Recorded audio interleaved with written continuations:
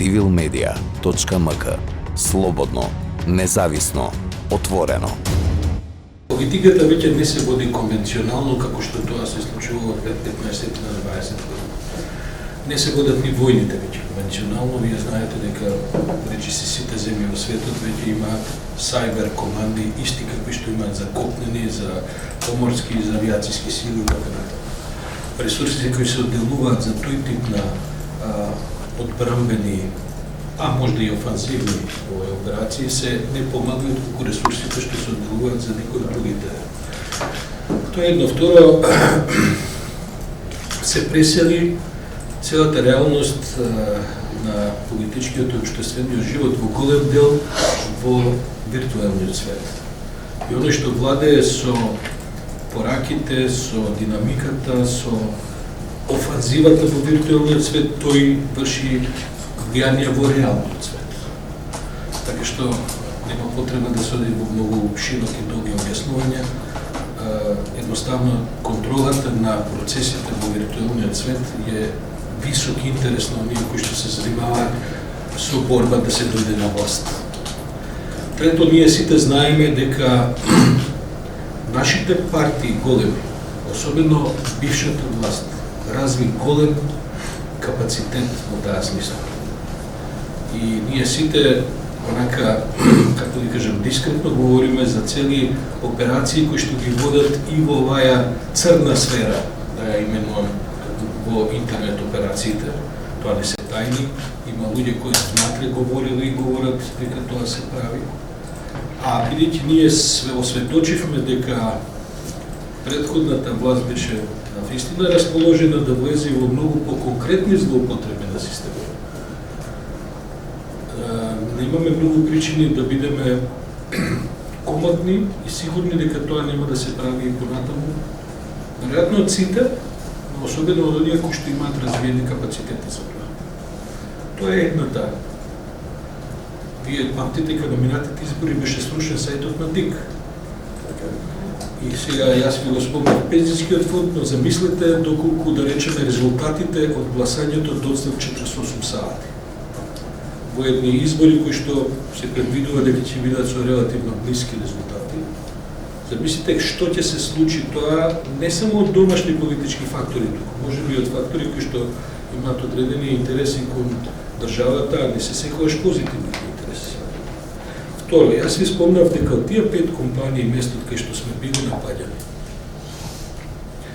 една од најголемите енергетски компании. Видите, не е проблем вие да нападнете Слободен печат или Метаморфозис, тоа што 3 дена нема да биде серверот, не знам како, на крај последиците ќе бидат со многу ограничен ефект.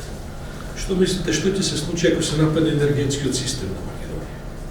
Ако веќе некој, постојат само две можности, или некој од внатре администратор ги злоупотребил IP адресите, бидејќи се тие директните, најглавни IP адреси, значи некој кој има пристап, или некој го хакирал тој пристап, па од надвор го злоупотребил. Човек не знае што е пострашно. А второ е веројатно пострашно. Се замислете ако една енергетска компанија е во состојба да биде хакиран пристапот до главните сервери. Можете да замислите кои што се последици може да настанат. И затоа ние инсистиравме МВР да се изврши овој пат работата и се надам дека нешто и работи. И пак ќе кажам, не се работи тоа за Слободен печат. Второ, една од тие компании кои што е една од главните IT компании во Македонија. Јас не го кажувам името намерно, бидејќи се надевам дека постои истрага, но таа компанија, ако е недоволно отпорна, а јас бидејќи релативно ги познавам нивните капацитети, би било многу големо чудо да се они неотпорни на таков вид на напад, имаме исто така многу голем проблем. Бидејќи таму би требало да е предпоставката дека седат луѓе кои 2 пати повеќе обрнуваат внимание отколку некакви, што ја знам, државни службеници во крајна линија кои што се задолжени за, а кои што исто така имаат важни задолженија. Така што сакавме да направиме еден преседан, јас затоа пишав и колумна за тоа, затоа што одлучите излезеше на крајот на кришта, затоа седаме овде каде денеска. Не е работата за Слободен печат, не е работата, утре ќе биде слушен, не знам, псител или ќе биде слушен, што знам, курир. Работата е што, кога ќе биде слушена енергетската компанија или водоводната компанија или пензискиот фонд или државната изборна комисија, последиците ќе бидат огромни. Ако веќе имате констатирани, вие ќе гледате, нас од Франција ни испратија комплетен извештај.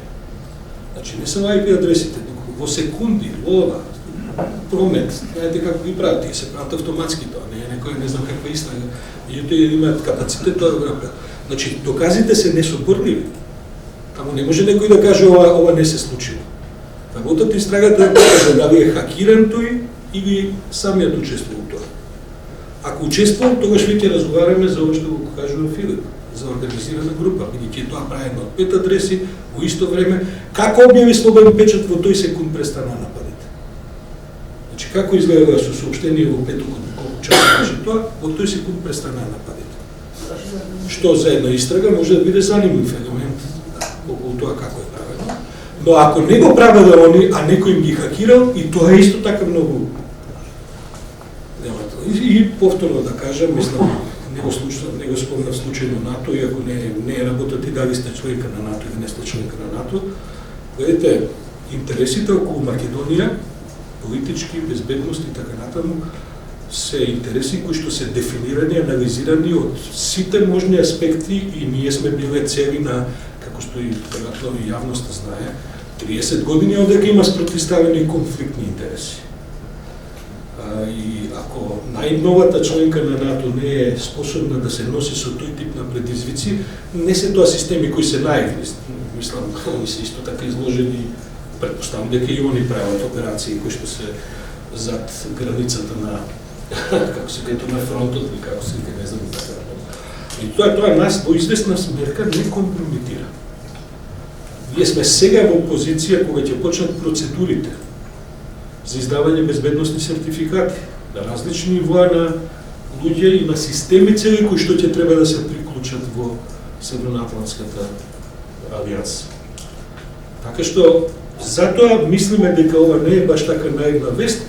Инаку да ви кажам, ние знаеме истата недела една многу голема компанија на сличен начин беше се работи за агрегатор кој што се кочеше и кој што паѓаше од понеделникот до средата едва и беше онака имаше ден-два која беше на ивица.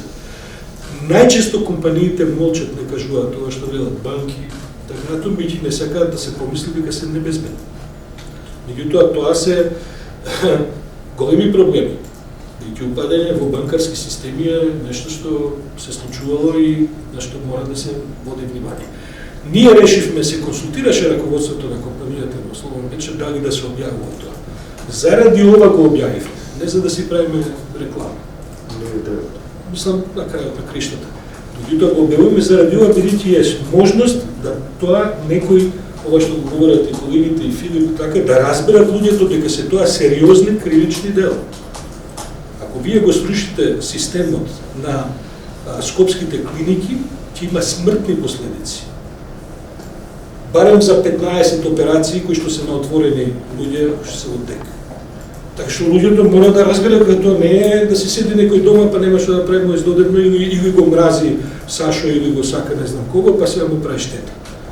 Тоа е целата ова и мислиме дека не смее да помине тоа туку така, како уште една вест, по која што е тоа се забележи да помине. civilmedia.mk. Слободно, независно, отворено.